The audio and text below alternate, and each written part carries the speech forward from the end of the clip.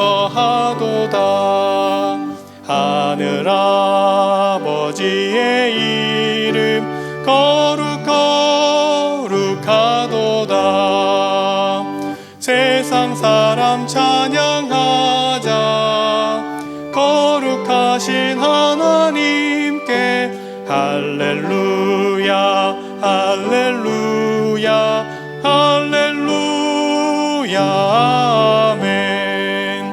하나님의 나라 권세 영원토록 있도다. 하나님의 영광 나라 거룩하도다. 하늘 보좌 계신 주님 세상 주관하시도다. 할렐루야 할렐루야 할렐루야 아멘. 하나님의 크신 섭리 그 뜻대로 되도다. 우리 아버지의 뜻은 거룩하도다. 주여 속히 임하셔서 기쁜 날을 주옵소서. 할렐루야 할렐루야 할렐루야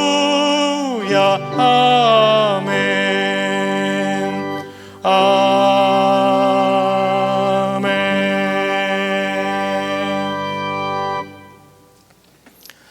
하나님은 우리에게 은혜를 베푸사 복을 주시고 그의 얼굴빛을 우리에게 비추사 주의 도를 땅 위에 주의 구원을 모든 나라에게 알리소서. 하나님이여 민족들이 주를 찬송하게 하시며 모든 민족들이 주를 찬송하게 하소서. 온 백성은 기쁘고 즐겁게 노래할지니 주는 민족들을 공평히 심판하시며 땅 위의 나라들을 다스리실 것임이니이다. 하나님이여 민족들이 주를 찬송하게 하시며 모든 민족으로 주를 찬송하게 하소서. 땅이 그의 소산을 내어 주었으니 하나님 곧 우리 하나님이 우리에게 복을 주시리로다. 하나님 우리에게 복을 주시리니 땅의 모든 끝이 하나님을 경외하리로다. 아멘. 우리 사도신경으로 우리 믿음의 고백을 올려드립니다.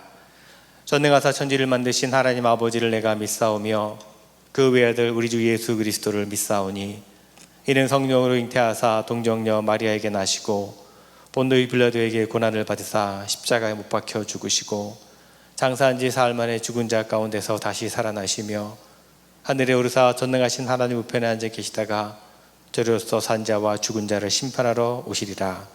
성령을 믿사오며 거룩한 공회와 성도가 서로 교통하는 것과 몸이 다시 사는 것과 영원히 사는 것을 믿사옵나이다.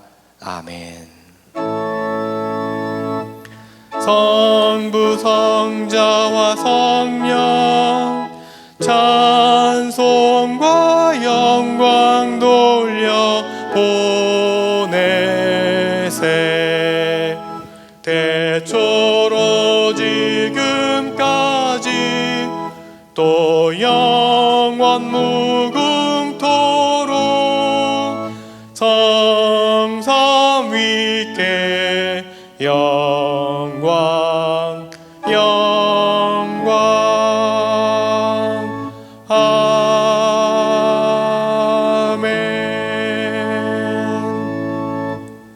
아멘. 오늘 거룩하고 복된 주님의 날에 예배 자리에 함께 하신 여러분 모두 주님의 이름으로 축복하고 또 사랑합니다. 다시 또 교회에 모이지 못하게 되고 여러분 가정에서 혹은 어느 곳에서든지 여러분 또 영상으로 혹은 예배 자료를 통해서 예배 드리실 텐데 여러분 모두에게 그곳이 또한 예배의 자리가 되기를 원하고 또 그곳에 주님의 은혜가 또 가득하기를 축원을 드립니다. 하와이의 여러 가지 또 어려운 일들로 또 바이러스가 또 확진자가 늘어가는 상황 가운데서 우리가 다시 오늘 주일과 또 다음 주 두 번의 주일을 교회에 모이지 않고요 가정에서 여러분 예배 드리려고 결정을 했습니다. 여러분 이 모든 상황들이 속히 안정이 될 수 있도록 여러분 많은 기도를 부탁을 드리겠습니다. 우리 새벽 예배는 주중에 화요일부터 토요일까지 새벽 예배는 적은 인원이 모이기 때문에 계속해서 모임을 갖도록 하겠습니다. 여러분 기도해 주시고 교회 학교도 계속 지금처럼 줌을 통한 예배를 영상 예배를 드리게 됩니다. 그럼 자녀들에게 또 권면해 주시고 함께 격려해 주시기를 바랍니다. 또 예배 중에 특별 찬양을 나누기 원하시는 가정이나 개인은 지휘자님이나 혹은 저에게 말씀해 주시면 주중에 녹화를 할 수 있도록 그렇게 준비하도록 하겠습니다. 2주일 후에 또 상황이 안정이 되면 다시 여러분에게 안내해 드려서 우리가 함께 모여 예배 드릴 수 있도록 그렇게 알려드리도록 할 테니까 여러분 그동안 건강하시고 또 더욱 주의하시고 또 유념하시기를 부탁을 드리겠습니다. 헌금을 준비하신 분들은 우리 체크를 교회 우편으로 보내셔도 좋고요. 또 교회 방문하셔서 전해주시든지 아니면 예배당이 언제든 열려 있으니까 예배당에 오셔서 기도하시고 또 돌아가셔도 되겠습니다. 로마서 말씀 우리 필사하신 분들 명단이 이렇게 있습니다. 우리 모든 필사하신 분들 감사를 드리고요. 필사하신 그 증서와 작은 선물을 준비했는데 혹시 시간 되시면 원래 예배 중에 좀 나누어 드려야 하는데 여러분 시간 되시면 주중에 교회로 오셔서 또 받아가시면 되겠습니다. 이렇게 영적인 마스크를 쓰는 일에 우리가 더 열심을 내야 될 것입니다. 우리 영적인 건강을 지키기 위해 말씀을 늘 가까이 하시고 묵상하시고 또 기도를 쉬지 않는 여러분 되시기를 바랍니다. 여러 가지 어려움 가운데 형편 가운데 계신 분들 있으시면 교회를 알려주시면 또 도움의 손길들을 또 저희가 찾아보도록 하겠습니다. 또 도네이션이나 원하시는 분들은 또 저에게 말씀해 주시면 또 귀한 나눔이 될 것입니다. 스몰 비즈니스 릴리프 앤 리커버리 펀드 우리 신청하는 호놀룰루 시에서 펀드가 나오는 것인데요. 여러분 자세한 사항은 우리 김은자 집사님께 연락을 하시면 안내를 해드리게 될 것입니다. 많은 어려움 가운데 있는 분들도 도움을 받을 수 있는 기회가 되었으면 좋겠습니다. 여러분 가정에 기도 제목이나 그 기도 요청이 있으시면 알려주시면 함께 중보하고 기도하도록 하겠습니다. 또 나눌 소식들 있으시면 알려주시면 함께 나눌 수 있도록 그렇게 하겠습니다. 기도하시겠습니다. 우리의 예배를 받으시기 합당하신 하나님, 우리를 예배 자리 가운데 불러주시고 예배자로서 다시 한번 서게 하심에 감사드립니다. 우리가 머문 자리가 예배 자리가 되게 하시고 또 그곳에서 온전한 예배를 드리게 하여 주시옵소서. 온 가족이 혹은 홀로 예배를 드리는 그곳에 주님의 영이 임하셔서 그 드려지는 예배를 기뻐 받아 주시옵소서. 그곳이 어떤 곳이든지 어떤 형편 가운데 있든지 그곳에서 신령과 진정으로 예배를 드리는 우리 모두가 되게 하여 주시옵소서. 또다시 예배당에 모일 수 없는 형편이 되었습니다. 주님, 세상은 참으로 혼란스럽고 또 두려움이 가득합니다. 바이러스의 기세는 꺾일 줄 모르고 더욱 심해져 가고 있고 사람들의 마음속에는 두려움과 근심이 낙심과 체념이 점점 커져만 가고 있습니다. 그러나 주님, 다시 한번 우리에게 능력 주시는 주님 안에서 이 모든 어려움들을 견뎌내고 이겨내게 하여 주시옵소서. 지금까지 잘 견디고 인내해 왔습니다. 바라기는 더 이상 흔들리지 않고 우리를 지키고 도우시는 주님을 바라보며 모든 두려움과 걱정을 이기게 하여 주시옵소서. 여러 가지 고통과 어려움 가운데 있는 성도들 있습니다.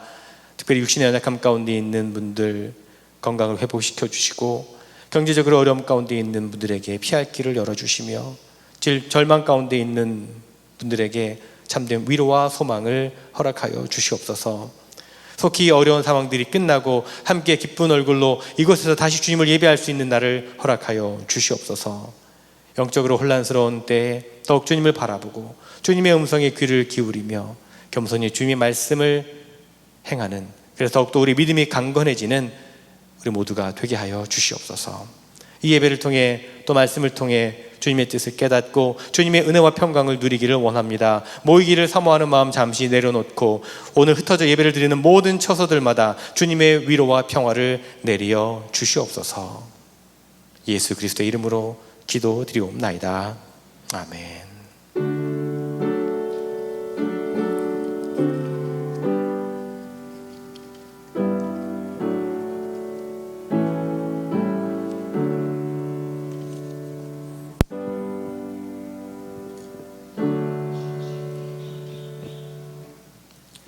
오늘 우리가 나눌 하나님의 말씀은 신약성경 마태복음 5장 말씀입니다. 마태복음 5장 14절부터 16절까지 마태복음 5장 14절, 15절, 16절 말씀 함께 여러분 가정에서도 함께 한 목소리로 말씀을 읽겠습니다.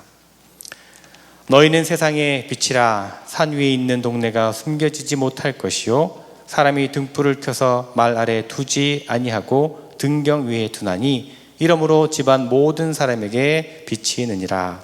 이같이 너희 빛이 사람 안에 비치게 하여 그들로 너희 착한 행실을 보고 하늘에 계신 너희 아버지께 영광을 돌리게 하라. 아멘. 이 시간에 우리 특별 찬양 우리 지안이가 예배합니다. 우리 찬양 함께 하나님께 올려드리기를 원하는데요. 우리 귀한 찬양 나누겠습니다.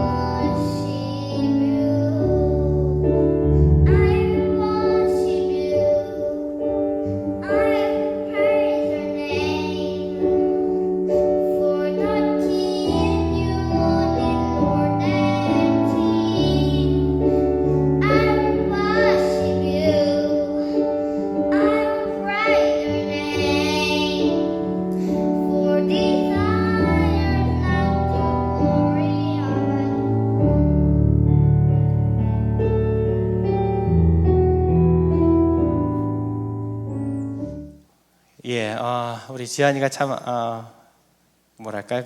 낭낭한 목소리로 이렇게 귀한 찬양을 나누었습니다. 예배합니다. 정말 예배하기를 간절히 사모하는 그런 마음으로 귀한 찬양 나누었는데요. 다시 한번 감사합니다. 우리 누구든지 여러분 찬양 나누시기 원하시는 분은 알려주시기를 바랍니다. 여러분 예수를 믿는 종파들 가운데 이제 아미시라고 하는 공동체를 이루고 있는 사람들이 있습니다. 아마도 들어보신 분들 계실 거예요. 아미시라고 하는 공동체. 이들은 주로 이제 미국 펜실베이니아주와 인디아나주에 모여 살고 있습니다. 주로 농사를 지으면서 아직도 300년 전의 그 삶의 방식을 그대로 고집하며 살고 있습니다. 이들은요 단순하고 검소한 삶을 추구합니다. 단색의 어떤 소박한 옷차림부터 보면 그것이 잘 나타나 있습니다. 국가의 세금은 내지만 혜택은 받지 않는 이들은 또한 제도적인 교육을 거부하고 자신들이 세운 그런 학교에서 외부의 정식 교사 양성 과정을 거치지 않은 20대 전후의 현명한 아미시 처녀들에게 중고등학교 교육 과정을 맡겼습니다. 이 공동체 아이들은 약 만 16세가 되면요 공동체에 남을 것인지 아니면 세상 바깥으로 나갈 것인지 결정을 하게 되는데요 약 90% 정도가 공동체에 남는 것을 선택한다고 합니다. 이 아미시 공동체에 대한 이야기를 들으면서 예수를 믿어도 꼭 그렇게 독특하게 믿어야 하는가라고 하는 의구심이 들기도 합니다. 그런데 그들이 가진 믿음이 어떤 것인지 드러나는 사건이 있었습니다. 2006년 10월 2일에 아미시 마을에 한 비극적인 사건이 일어났습니다. 신이 자신을 버렸다라고 착각 속에 살아가던, 그렇게 비관하며 살던 한 우유 배달부가 수업 중이던 아미시 학교에 침입을 해서 총을 난사한 것이었습니다. 그 결과로 공부하던 소녀 10명 가운데 5명이 죽게 되었고 나머지 5명은 중상을 입게 되었습니다. 참으로 충격적이고 가슴 아픈 일이었지만 사건이 해결되는 과정을 통해서 그들의 참된 모습이 드러나게 되었습니다. 아미시 공동체 사람들은요, 의연하게 사건을 해결하려고 했습니다. 죽은 아이들의 부모들은요, 자기의 소중한 딸들을 죽인 그 우유 배달부를 용서했습니다. 결국 그는 자살을 하고 말았는데 그가 남긴 가족들을 아미시 공동체 사람들이 찾아가서 그들을 또한 위로해 주었고 장례식에 조문을 했습니다. 더욱더 놀라운 이야기는 죽음을 당한 13살, 11살 된 아미시 소녀들의 그날의 행동이었습니다. 범인이 총을 쏘려는 그 낌새를 알아차리게 되었을 때 13살 된 소녀 마리아 피셔는 그의 앞에 나타나서 나를 먼저 쏘십시오, 그렇게 호소했다는 것입니다. 그리고는 그 다음에 11살밖에 안 된 동생 바비 피셔가 또 나서서 그 다음엔 나를 쏘십시오, 그렇게 애원했다는 것입니다. 그들은 그 와중에도 자기들이 죽으면 혹 다른 동생들의 목숨은 건질 수 있겠다라고 생각을 한 것이죠. 도대체 이들이 가진 신앙이 어떤 것이기에 아이들까지도 그런 선택과 행동을 할 수 있게 된 것일까요? 현재 아미시 공동체에 들어와 살고 있는 사람들이 약 24만 명 정도가 되는데 매년 꾸준하게 그 숫자가 늘어난다고 합니다. 그들이 아이들을 가르치는 그 학교에 가보면 표어가 붙여 있는데 joy라고, 영어로 J-O-Y, joy라고 크게 쓰여져 있습니다. 영어 단어 기쁨을 뜻하는 말이기도 하지만 이런 의미가 담겨 있습니다. 앞에 첫 글자를 딴 말인데요. Jesus first, others next, yourself last. 예수님 먼저, 다른 사람 그 다음, 내가 제일 나중에. 첫 글자를 따서 joy라고 하는 슬로건을, 표어를 붙여 놓았다고 합니다. 예수가 첫 번째, 이웃이 두 번째, 너 자신은 가장 나중에, 이런 의미입니다.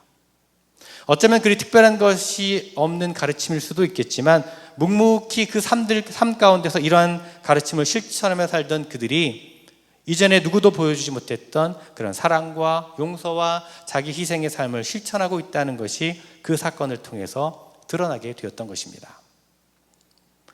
여러분, 오늘 우리가 읽은 말씀에서 예수님께서 우리에게 좀 부담스러운 그런 요청을 하십니다. 우리들 중에 자신의 삶을 정말 다른 사람들에게 드러내 보여주기 원하는 사람은 별로 없을 것입니다. 우리는 가능하니요, 누군가에게 자신의 정체를 드러내 보이는 것을 피하면서 살고 있습니다. 더욱이 우리가 교회에 다닌다고 하는 것, 우리가 크리스찬이라고 하는 것을 사람들이 좀 몰라주었으면 하는 마음을 가지고 살 때가 있습니다. 그런데 여러분, 예수님께서 오늘 우리에게 너희는 세상의 빛이다 라고 말씀하고 계십니다. 이런 말씀을 들을 때 여러분 어떤 생각이 드십니까? 아니 주님, 저는 다른 사람들 앞에서 내세울 만한 모습이 아무것도 없는 사람인데 세상에서 빛이 되려면 그래도 좀 공부도 좀 하고 사는 것도 좀 남들 부럽지 않게 살고 그럴듯하게 사람들을 불러다가 그런 부탁을 하셔야죠. 저같이 아무것도 자랑할 것이 없는 사람에게 어떻게 빛이 되라고 하십니까? 이런 생각을 할지 모르겠습니다. 하지만 다시 생각해 보면요, 이런 걱정을 할 필요가 없다는 것이 주님께서도 우리들이 어느 정도인지 이미 파악하고 계신 듯합니다. 마태복음 11장에서 예수님께서 이렇게 말씀하십니다. 하늘과 땅의 주님이신 아버지, 이 일을 지혜 있고 똑똑한 사람에게는 감추시고 어린아이들에게는 드러내 주셨으니 감사합니다. 그렇습니다, 아버지. 이것이 아버지의 은혜로운 뜻입니다. 자, 여기서 말한 이것이란 곧 하나님 나라와 연관된 것입니다. 예수님께서 여러 마을을 다니시면서 사람들을 하나님의 나라로 초대하셨습니다. 그렇게 하기 위해서 많은 이적도 행하시면서 하나님 나라의 표징도 보여주셨습니다. 그렇지만 이러한 예수님의 초청에 선뜻 응답하여 나서는 사람들은 많지 않았습니다. 특히 바리새인들과 같은 무엇을 좀 안다라고 생각하는 사람들은 거의 없었습니다. 예수님 주변에는 세리나 또 죄인들처럼 늘 문제가 많고 결점투성이인 사람들이 대부분이었습니다. 그런데도 예수님께서는 그런 그들에게 너희는 세상의 빛이다 라고 말씀을 하십니다. 여러분 생각해 보면 바로 여기 믿음, 이것이 바로 믿음의 모습이 아닌가 합니다. 세상에서 가장 훌륭하고 똑똑하고 완벽한 사람만 뽑아다가 너희가 세상의 빛이다 라고 이렇게 말한다면 그것은 누구나 어렵지 않게 할 수 있는 일일 것입니다. 진정한 신앙의 신비로움은 바로 이런 것에서 찾을 수가 있습니다. 마치 선한 사마리아 사람의 이야기에서 드러나는 것처럼 누구도 기대하지 않았던 사람이 정말 중요한 자리에서 그 믿음이 드러나게 되고 예수님이 말씀하셨던 것처럼 꼴찌들이 첫째가 되고 첫찌들이 꼴찌가 되는 것, 이것이 바로 신앙의 신비로움이 아닐까 하는 것입니다. 자, 오늘 예수님께서 우리에게 너희는 세상의 빛이다 이렇게 말씀하십니다. 이 말씀을요 좀 더 극단적으로 읽어본다면 이런 의미가 될 것입니다. 너희가 아니면 세상에서 빛의 역할을 감당할 수 있는 사람은 아무도 없다. 만약 이 세상에서 너희들이 빛의 사명을 감당하는 일을 포기해본다면 세상은 캄캄하게 될 것이다. 너희가 아니라면 세상을 밝힐 사람은 아무도 없다. 너희가 세상의 빛이다. 예수님께서는 마치 모든 희망을 우리에게 걸고 계신 것처럼 이렇게 말씀하십니다. 여러분, 도대체 우리가 어떻게 세상 사람들 앞에서 빛이 될 수가 있는 것일까요? 우리가 가진 것도 별로 없고 특별히 더 나은 것도 없는데 어떻게 우리가 세상 사람들 앞에서 빛이 될 수가 있을까요? 그럼에도 예수님께서는 우리를 향해서 너희는 세상의 빛이다 라고 말씀하시니 우리는 도대체 어떻게 해야 되는 것일까요? 자, 우리는 먼저 내가 그리스도인이라고 하는 것을 감추지 않는 것으로부터 빛의 역할을 시작할 수가 있습니다. 오늘 말씀에서 예수님께서는 우리가 세상의 빛이 된다라고 하는 것을 설명하시기 위해서 산 위에 있는 마을과 사람들이 등불을 켜는 행동을 예를 들어서 설명해 주고 계십니다. 우리들은 마치 산 위에 세운 마을과도 같은 그런 존재라는 것입니다. 산 위에 세운 마을은요, 사람들 눈에 피할 수가 없습니다. 감출 수가 없습니다. 산 위에 세운 마을은 숨길 수가 없다라고 예수님께서 말씀하십니다. 그렇습니다. 우리들은 마치 숨길 수 없는 산 위에 세운 마을과도 같은 존재라는 것입니다. 또한 예수님께서는 우리를 부르신 까닭을 마치 사람들이 집에 등불을 켜는 일에 비유하십니다. 15절 말씀에 또 사람이 등불을 켜서 말 아래에다 내려놓지 아니하고 등경 위에다 놓아둔다. 그래야만 등불이 집안에 있는 모든 사람에게 환하게 비친다라고 말씀하십니다. 예수님께서 우리를 부르신 목적, 그것은 마치 사람이 집에서 등불을 켜는 경우와도 같다는 것입니다. 사람들이 집안에서 등불을 켤 때에는요, 높은 곳에 매달아 두어서 온 집안을 골고루 환하게 비추려고 합니다. 단지 숨겨놓으려고 등불을 켜는 사람은 아무도 없을 것입니다. 예수님께서 우리들을 부르신 까닭도 이와 마찬가지라는 것입니다. 남들이 모르게 숨어서 자기가 크리스찬이라는 것을 감추면서 살게 하시려고 우리를 하나님 나라로 초대하신 것이 아니라는 말씀입니다. 마치 산 위에 있는 마을처럼 집안의 높은 곳에 매달려서 전체를 밝히고 있는 등불처럼 그렇게 사람들 앞에서 세상 가운데서 자신이 크리스찬이라는 것을 드러내고 예수님께서 그런 목적으로 예수님께서 우리를 부르셨다는 것입니다. 너는 도대체 언제까지 사람들 앞에서 나를 숨길 것이냐? 도대체 언제까지 네가 필요할 때만 나를 찾고 내가 너를 필요로 할 때 너는 모르는 척하고 있을 것이냐? 우리가 주님의 음성을 들을 수 있어야 할 것입니다. 하지만 이렇게 주님께서 우리를 재촉하셔서 우리 대부분은 재촉하셔도 우리 대부분 여전히 머뭇거릴 수밖에 없습니다. 도대체 내가 누구라고? 내가 무엇이라고? 나에게 뭐가 있다고? 우리는 정말 그런 것 같습니다. 교회를 오래 다녔지만 어떤 때는 성경에 대해 알고 있는 것이 교회를 다니지 않는 사람들보다도 더 못 아는 것처럼 느껴질 때도 있습니다. 그렇다고 남다르게 빛이 될 만큼 세상을 잘 살고 있는 것 같지도 않습니다. 그래서 참 답답하기 짝이 없습니다. 그렇다면 이제 좀 감추어서 살지 말고 사람들에게 드러내놓고 표신하게 예수를 드러내고 믿어봐라 라고 하는 예수님의 그 부탁 앞에, 이 요청 앞에 우리는 어떻게 응답해야 되는 것일까요? 정말 우리에게는 사람들에게 드러낼 만한 것이 아무것도 없는 것일까요? 나는 아무것도 몰라. 나에게는 아무것도 없어. 나는 정말 보잘것없는 존재야. 정말 그렇습니까, 여러분? 이제 우리가 이런 생각으로부터 좀 벗어날 수 있어야 할 것입니다. 지난 주 중에 여러분에게 이제 메시지를 보내드리면서 오규원 시인의 믿음은 별이라서라는 시를 제가 언급해 드렸습니다. 여러분 기억하시죠? 이런 대목이 있습니다. 믿음은 별이라서 작아도 모두 반짝인다. 믿음은 별이라서 작아도 반짝인다. 그렇습니다, 여러분. 우리가 가진 믿음은요, 별과 같습니다. 별은요, 아주 작은 것이라도 반짝이기 마련입니다.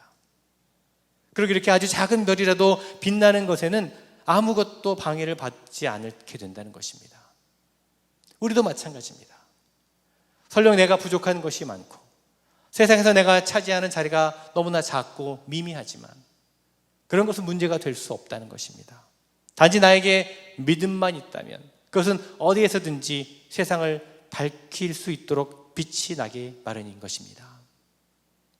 아무리 작은 믿음이라도 빛이 나는 것입니다. 별처럼 빛이 납니다. 이렇듯 우리에게 단지 믿음만 있다면 우리는 별처럼 빛나는 존재가 되어서 세상을 밝히게 됩니다. 이것은 오늘 말씀에서 우리를 산 위에 세운 마을로 비유하시는 예수님의 말씀에서도 드러납니다. 여러분 지금도 많은 사람들은요 산 위에 높은 곳에 살아가는 것을 굉장히 선호하는 것 같습니다. 예수님 당시에도요 산 위에 사람들이 살고 산 위라고 하는 곳은 장소는 사람들이 살고 싶어하는 곳이었습니다. 물론 불편한 것도 많을 것입니다. 그래도 사람들이 산 위의 마을을 참 좋아합니다. 그 이유는 그곳만큼 안전한 곳이 없기 때문입니다. 그 대표적인 도시가 바로 예루살렘이라고 하는 곳입니다. 예루살렘은 해발 800m 정도 되는 고지대에 세워진 도시였습니다. 먹을 물도 넉넉하지 못한 그곳이 이스라엘의 수도가 된 까닭은 그곳이 높은 산이어서 그랬던 것입니다. 그곳은 적들이 쉽게 쳐들어올 수 없는 곳입니다. 즉 안전한 곳입니다. 다윗이요 헤브론에서 왕이 된 다음에 예루살렘을 정복하려고 했을 때 눈먼 사람들이나 다리를 저는 사람들만으로도 그 성을 지킬 수 있다라고 하는 말이 나올 정도로 예루살렘은 참 견고한 성이었습니다. 이렇듯 감히 누구도 넘볼 수 없는 평안함을 지니는 그 산 위에 있는 마을을 바로 우리들 그리스도인들에게 비유한다는 것은 참으로 의미심장한 일이라고 생각합니다. 시편 125편의 말씀은요 일종의 예루살렘을 향한 순례자들의 노래인데요 이렇게 시작하고 있습니다. 주님을 의지하는 사람은 시온산과 같아서 흔들리는 일이 없이 영원히 서 있다. 산들이 예루살렘을 감싸고 있듯이 주님께서도 당신의 백성을 지금부터 영원토록 감싸주신다 라고 고백합니다. 옛날 이스라엘 사람들은요 각자 주어진 곳에서 생활을 하다가 1년에 3번, 3차례 절기를 지키기 위해서 예루살렘을 향해 나아갔습니다. 아마도 이 시편은 예루살렘을 향하는 순례자가 저 멀리서 산 위에 세워진 거룩한 도시 예루살렘을 바라보면서 느낀 것을 표현한 시편일 것입니다. 이렇듯 순례자들이 예루살렘을 바라볼 때 느껴지는 것은 평안함이었습니다. 안전감이었습니다. 정말 하나님께서 우리와 함께 하시는구나. 하나님이 우리를 지켜주시는구나. 이런 평안함을 그들은 예루살렘을 바라보면서 느꼈다는 것입니다. 여러분, 우리가 세상에서 어떤 모습으로 존재해야 하는지 그 의미를 우리는 예수님께서 산 위에 세운 마을로 비유하신 이 말씀 속에서 조금 우리가 알 수가 있습니다. 산 위에 세워진 예루살렘, 그것은 사람들에게 평안과 평화를 선물하는 역할을 하고 있었습니다. 산 위에 세워져 있었기 때문에 아무도 침입할 수 없는, 하나님이 지켜주시기 때문에 그 어느 누구도 넘볼 수 없는 그런 평안함을 사람들은 예루살렘을 바라보면서 느낄 수가 있었는데, 바로 이것이 우리들 크리스찬들이, 그리스도인들이 세상 가운데 존재하는 모습이 되어야 한다는 것입니다. 사람들이 세상을 살면서 여러 가지 불안함과 초조함을 느끼며 살다가도 우리 그리스도인들을 바라보면서 다른 생각을 가질 수 있도록, 그래, 저 사람들을 보면 정말 하나님이 있는 것 같아, 저 사람들의 말과 행동은 남들에게 안정이 되고 우리와는 다른 평안함을 느낄 수가 있어, 이렇게 생각하고 느끼게 할 수 있도록 정말 평화와는 상관없이 살아가는 사람들에게 하나님께서 주시는 평화를 선물하며 드러내며 살아가는 것, 이것이 바로 너희는 세상의 빛이라 라고 하는 말씀하시는 주님께서 우리에게 기대하는 모습이라는 것입니다. 이것을 우리가 깨달아야 할 것입니다. 요한 웨슬리 목사님의 일기를 보면 이런 대목이 있습니다. 그가 이제 미국의 조지아에 선교를 하러 가기 위해서 배를 타고 대서양을 건너가는 도중에 심한 폭풍을 만나게 됩니다. 거센 바람과 파도에 배가 흔들리고 죽음의 공포가 찾아왔습니다. 그때 웨슬리 목사님은 참 놀라운 사람들을 만나게 됩니다. 그 폭풍 속에서 흔들리는 배 위에서 혼란스럽고 두려움 가운데에서 또 조금도 흔들리지 않고 의연하게 하나님을 찬양하며 기도하는 사람들을 만나게 됩니다. 그들은 모라비안 성도들이었는데 웨슬리 목사님은 거기서 큰 충격과 도전을 받았다고 기록합니다. 도대체 이들은 어떤 믿음을 가진 사람들이기에 이 죽음의 공포 가운데서도 하나님을 찬양할 수 있을까? 그리고 이후에 웨슬리 목사님은 그들과 신앙적인 교제를 나누면서 큰 영적인 힘을 얻었다라고 고백하고 있습니다. 여러분, 우리가 세상에서 빛이 된다라고 하는 것은 바로 이런 모습으로 살아가는 것을 뜻하는 것이라고 생각합니다. 세상 가운데서 두려움 가운데 사로잡힌 사람들에게 정말 흔들리지 않는 하나님의 평화를 드러내며 살아가는 것이란 말씀입니다. 우리가 세상에서 빛으로 존재한다는 것, 그것을 또한 예수님께서는 이렇게 말씀하십니다. 16절에 보니까 이와 같이 너희 빛을 사람들에게 비추어서 그들이 너희의 착한 행실을 보고 하늘에 계신 너희 아버지께 영광을 돌리게 하여라. 자, 여기서 우리는요, 우리가 세상에서 빛이 된다는 것은 착한 행실과 연관이 있다는 것을 또 깨닫게 됩니다. 세상에서 빛이 된다라고 하는 것은 곧 세상을 착한 마음으로 산다는 것을 의미하는 말씀입니다. 자, 이렇게 되면 세상에서 빛이 된다라고 하는 것이 좀 더 구체적으로 우리의 손에 잡힐 듯이 우리가 이제 알게 됩니다. 그것은 곧 착하게 세상을 살아가는 것입니다. 그렇다면 착하게 살아간다라고 하는 것, 그것은 또 어떻게 세상을 사는 것일까요? 여러분 자신이 세상에서 착하게 살고 있다고 생각하십니까? 이것은 나를 두고 하시는 말씀인 것 같은데, 내가 비록 성경은 잘 모르고 내가 믿음은 든든하지 않더라도 나는 착하게 살고 있는 것 같아, 이렇게 자신 있게 말할 수 있는 분이 과연 얼마나 될까요? 아니면 이렇듯 착하게 사는 사람, 착한 성품을 가진 사람, 이렇게 말하면 구체적으로 떠오르는 어떤 사람들이 여러분에게 있습니까? 혹시 우리 교회 안에서 착한 사람을 찾아보라면 누구를 말할 수가 있을까요? 저렇게 살 수 있으면, 저런 사람이라면 나도 교회 다니고 싶어져, 이런 말을 들을 수 있는 사람들이 우리 가운데 과연 누가 있을까요? 우리가 보통 저 사람은 참 착한 사람이야 라고 말할 때 떠오르는 이미지, 느낌, 어떤 것이 있을까요? 아마도 그것은 차갑고 냉정한 것보다는 따뜻한 성품에 더 가까울 것입니다. 자기의 실속만을 챙기고 자신만을 생각하는 것보다는 다른 사람들을 더 많이 생각해주고 배려해주는 마음을 가진 사람을 떠오르게 될 것입니다. 사도 바울은요, 빌립보서에서 관용이라고 하는 말을 사용했습니다. 빌립보서 4장 말씀에 여러분의 관용을 모든 사람들에게 알리십시오. 주께서 가까이 오셨습니다 라고 말합니다. 아마도 이것이 예수님께서 말씀하시는 착한 성품과도 통하는 말이 아닌가 생각합니다. 너그러움이라고 할 수 있겠죠. 다른 사람에게 애정을 가지고 항상 따뜻한 사랑과 너그러운 성품으로 대해주는 것, 그것을 우리는 예수님께서 말씀하신 착한 행실이라고 말할 수가 있을 것입니다. 여러분, 이렇게 생각해 본다면 우리가 세상에서 빛이 된다라고 하는 것은 그렇게 거창한 일이 아니라는 것을 깨닫게 됩니다. 온 세상을 정말 깜짝 놀라게 할 만큼 대단한 일을 통해서, 또는 남들이 도무지 할 수 없는 그 일을 행함으로 말미암아 세상에서 빛이 되는 것이 아니라는 말씀입니다. 그저 다른 사람을 따뜻한 마음으로 대하고 너그럽게 대하여주고 나보다 남을 배려해주고 이렇게 하면서 내가 할 수 있는 작은 사랑을 베풀고 나누려고 할 때 우리는 그런 작은 행위를 통해서도 얼마든지 세상을 환하게 밝힐 수 있는 빛이 될 수 있다는 것입니다. 너희는 세상의 빛이다. 주님께서 오늘 우리에게 말씀하십니다. 세상을 환하게 밝힐 사람은 오직 너희들밖에 없다. 우리에게 말씀하십니다. 우리는 참으로 빛과 같은 존재라는 것입니다. 하나님께서 참으로 선하고 좋으신 분이라고 하는 것, 하나님 만드신 세상은 여전히 좋은 곳이고 살만한 곳이라고 하는 것, 그리고 이것을 드러내고 말할 수 있는 사람은 오로지 너희들 뿐이다 라고 주님께서 오늘 우리에게 말씀해 주고 계십니다. 여러분 한 분 한 분은 바로 그렇게 세상에 빛된 존재들입니다. 우리 한번 같이 지금 집에서 혹은 어떤 장소에든지 옆에 예배 드리신 분 같이 계시면 한번 서로 이렇게 축복했으면 좋겠습니다. 당신은 세상에 빛된 존재입니다. 뭐 그렇게 인사하겠습니다. 당신은 세상에 빛된 존재들입니다. 주님께서 우리에게 이렇게 말씀하셨습니다.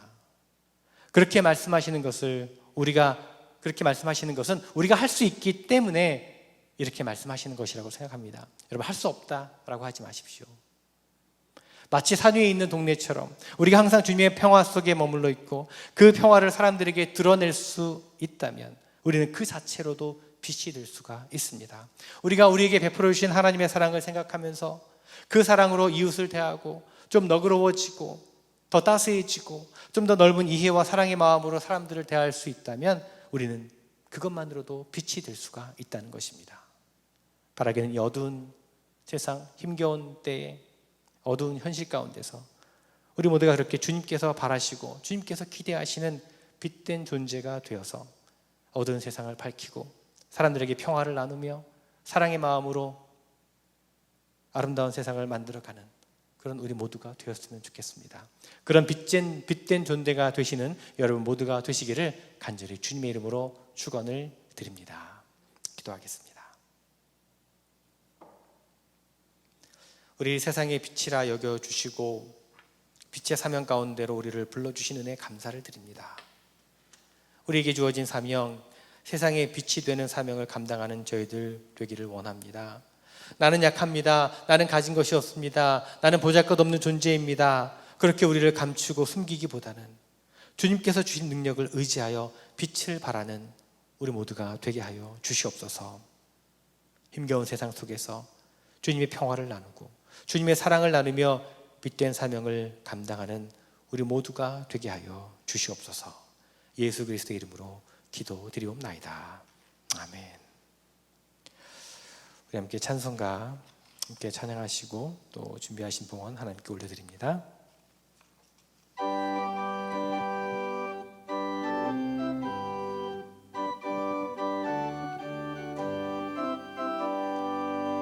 빛의 사자들이여 어서 가서 어둠을 물리치고 주의 진리 모르는 백성에게 복음의 빛 비춰라. 빛의 사자들이여 복음의 빛 비춰라. 괴로워둔 마음 밝게 비춰라.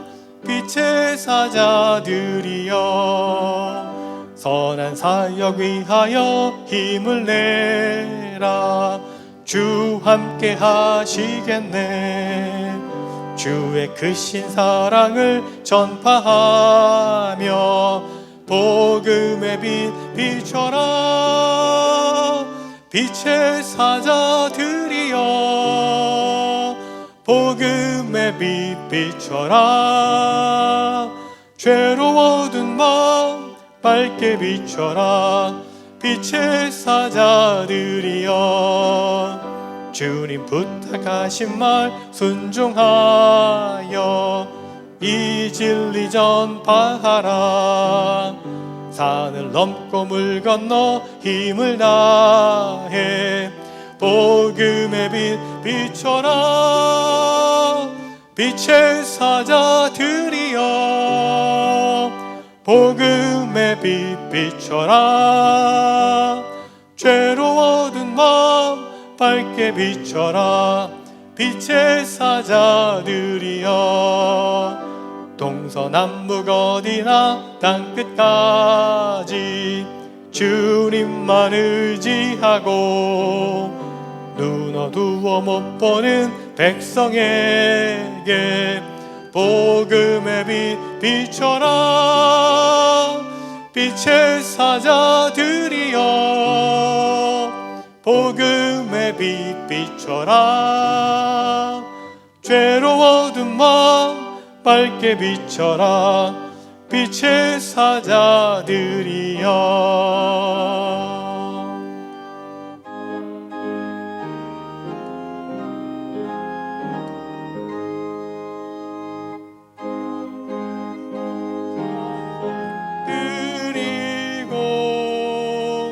저 천사여 찬송하세. 찬송 성부 성자 성령. 아멘.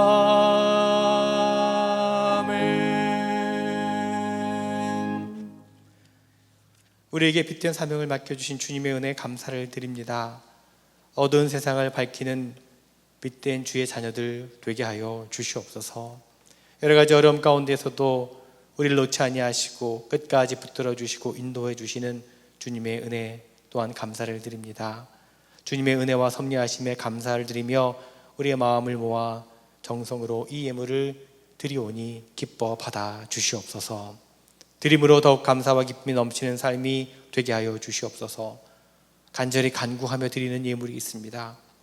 너는 내게 부르짖으라 내가 내게 응답하겠다라고 말씀하신 주님, 주님께 간절히 부르짖고 간구하오니 그 모든 간구함에 기도를 들으시고 응답하여 주시옵소서. 육신의 질병 가운데 있는 이들이 있습니다. 회복과 치유 역사가 있게 하시고 풀리지 않는 어려운 문제가 있는 성도들이 있습니다. 지혜를 허락해 주시며 절망과 두려움 가운데 있는 이들이 있습니다. 주님 안에 참된 소망을 찾게 하여 주시옵소서. 주님, 우리의 기도에 응답하여 주시옵소서. 드려진 예물이 하나님의 나라를 위해 사용되어지게 하시며 예수 그리스도의 이름으로 기도드리옵나이다. 아멘.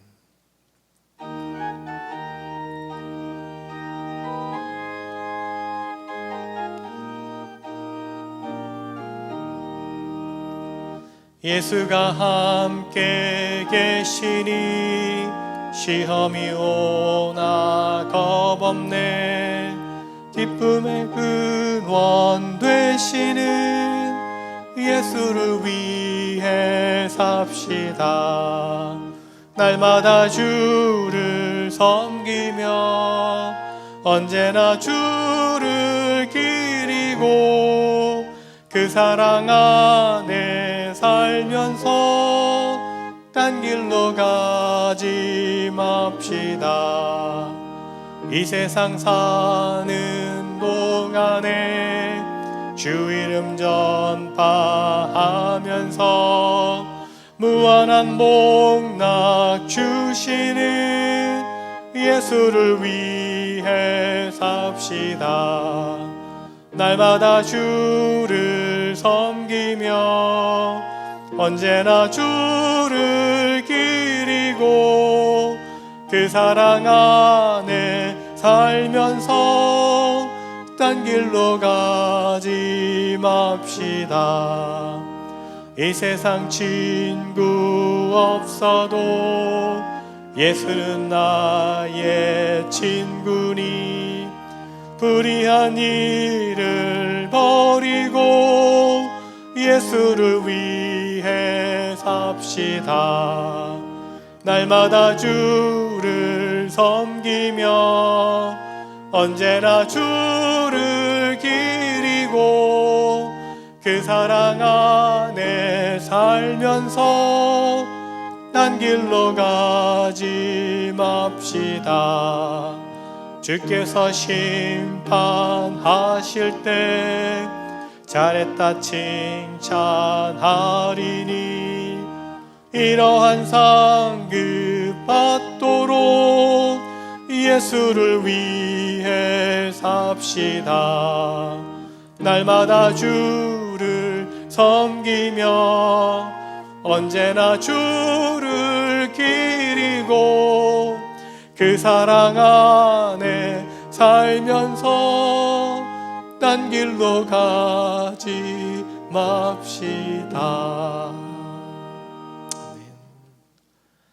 이제는 우리 주 예수 그리스도의 은혜와 하나님 아버지의 크고 놀라우신 사랑하심과 성령님의 감화 역사 교통 충만하심이 날마다 주님의 길을 가고 그 사랑 안에 살기를 원하는, 참으로 세상 가운데 빛된 존재의 사명을 감당하고자 원하는 사랑하는 성도들, 저들의 모든 가정과 일터와 자녀들과 모든 삶 가운데 주님 몸된 교회 위에, 또 여러 가지 어려움 가운데 힘겨워하는 이 땅의 모든 사람들 위에 지금부터 영원토록 함께 하시기를 간절히 축원하옵나이다. 아멘.